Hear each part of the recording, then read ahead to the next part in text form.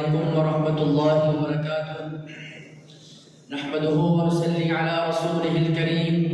أما بعد، قال الله تبارك وتعالى في القرآن المجيد والفرقان الحميد: أعوذ بالله السميع العليم من الشيطان الرجيم من همزه ونفخه ونفثه. بسم الله الرحمن الرحيم.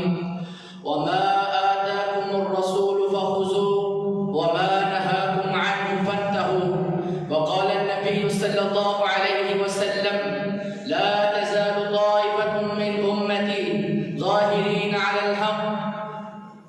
عزت کے لائق اساتذہ اکرام اور جامعہ اسلامیہ سلفیہ کے چمکتے دمکتے ستاروں، میں آپ کے سامنے طائفہ منصورہ کے حوالے سے گفتگو کرنا چاہتا ہوں۔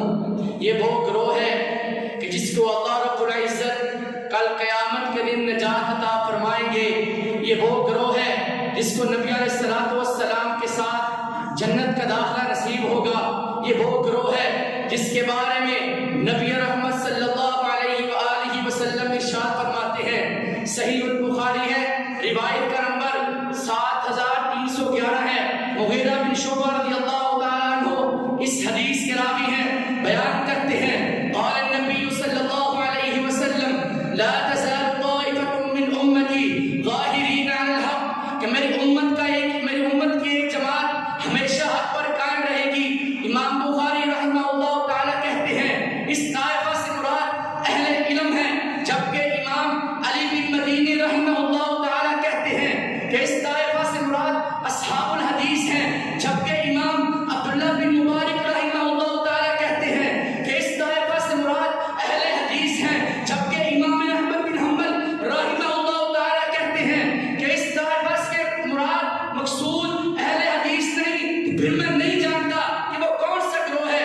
اور امام علی بن سنان رحمہ اللہ تعالیٰ کہتے ہیں کہ اس طائفہ سے مراد اہل حدیث ہیں، اور اہل حدیث ہی اس دنیا کے سب سے بہترین لوگ ہیں، جن کے بارے میں امام احمد بن حنبل رحمہ اللہ تعالیٰ فرماتے ہیں کہ میرے نزدیک سب سے بہترین لوگ اہل حدیث ہیں، جن کا اوڑھنا بچھونا حدیث ہے، حدیث کے سوا وہ کچھ نہیں جانتے، ہمہ وقت حدیث کی تلاش میں کوشاں رہتے ہیں، اور یہی اہل حدیث ہیں جن کے بارے میں قاضی ابو یوسف رحمہ اللہ تعالیٰ فرماتے ہیں ایک دن صبح کے وقت گھر سے نکلتے ہیں، گھر کے باہر اہل حدیث کی ایک جماعت کو پاتے ہیں، دیکھ کر جھوم کر کہتے ہیں کہ اہل حدیثو، تم سے بہتر اس دنیا میں کوئی نہیں ہے جو صبح صبح ہی حدیث رسول صلی اللہ علیہ وسلم کو حاصل کرنے کے لیے نکل پڑا۔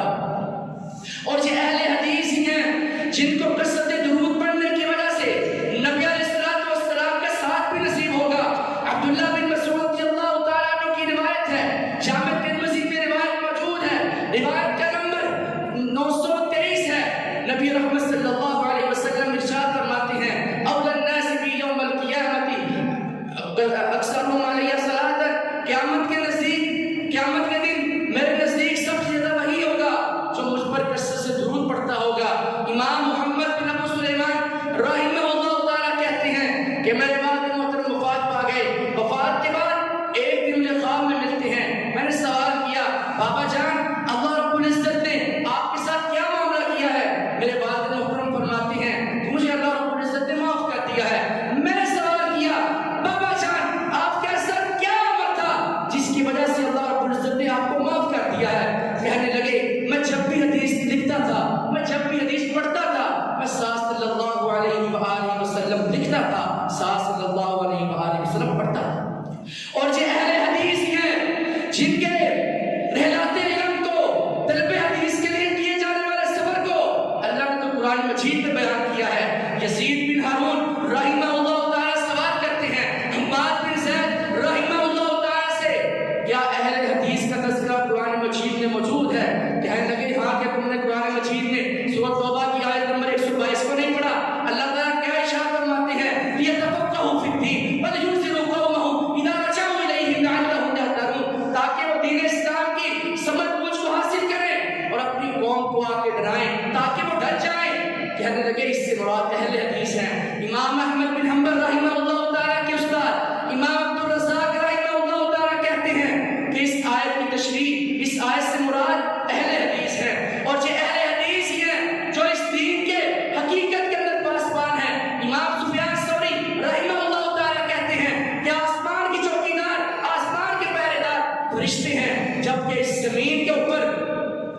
کے دین کے پاس بات اہل حدیث ہے. یزید بن زریع رحمہ اللہ تعالیٰ کہتے ہیں ہر دین کی شاہ سوار ہے، اس دین کی شاہ سوار اہل حدیث ہے. اور اہل حدیث ہی فرقہ ناجیہ ہیں جن کے بارے میں نبی رحمت صلی اللہ علیہ وسلم نے ارشاد فرمایا تھا. مشکات المصابیح روایت نمبر 171 ہے. نبی علیہ الصلوۃ والسلام نے ارشاد فرمایا بنی اسرائیل کے 72 فرقے بنے، میری امت کے 73 فرقے بنیں گے. کلہم فی جہنم الا واحدہ، سب کے سب جہنم میں جائیں گے، صرف ایک جنت میں جائے گا. صحابہ کرام رضوان اللہ اجمعین نے سوال کیا یا رسول اللہ صلی اللہ علیہ وسلم وہ گروہ، وہ فرقہ، وہ جماعت کون سی ہوگی؟ نبی علیہ الصلوۃ والسلام نے فرمایا ما انا علیہ واصحابہ، وہ جو میرے اور میرے صحابہ کے قریب میں ہوں گے. امام ابو الحسن محمد بن عبداللہ بن بشر رحمہ اللہ تعالیٰ کہتے ہیں ایک دن خواب میں نبی علیہ الصلوۃ والسلام کی زیارت ہوئی.